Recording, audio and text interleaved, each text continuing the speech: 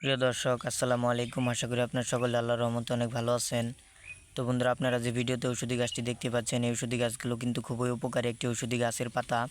তো বন্ধুরা, আপনারা কারা এই ঔষধি গাছগুলো সেবন করবেন? তো বন্ধুরা, আপনারা যারা দীর্ঘদিন যাবৎ আপনাদের পেটের গ্যাসের সমস্যা নিয়ে ভুগছেন অথবা পেটের গ্যাসের সমস্যার কারণে ঠিকমতো খাবার খেতে পারেন না, খাবার খেতে গেলে বন্ধুরা আপনাদের বমি চলে আসে, তো বন্ধুরা আপনাদের মুখের মধ্যে ঘা হয়েছে অথবা আপনাদের মুখ থেকে কিন্তু দুর্গন্ধ বের হচ্ছে, তো বন্ধুরা আপনারা যদি পেটের গ্যাসের সমস্যার থেকে অল্প দিনের মধ্যে মুক্তি পেতে চান, তো বন্ধুরা অবশ্যই যদি আপনারা এই ঔষধি গাছের পাতাগুলো প্রতিদিন সকালে রস করে বেটে সেবন করতে পারেন, তাহলে কিন্তু আপনারা আপনাদের পেটের গ্যাসের সমস্যা থেকে সম্পূর্ণভাবে মুক্তি পেয়ে যাবেন এবং আপনাদের পেটের গ্যাসের সমস্যা কিন্তু 7 দিনের মধ্যে ভালো হয়ে যাবে।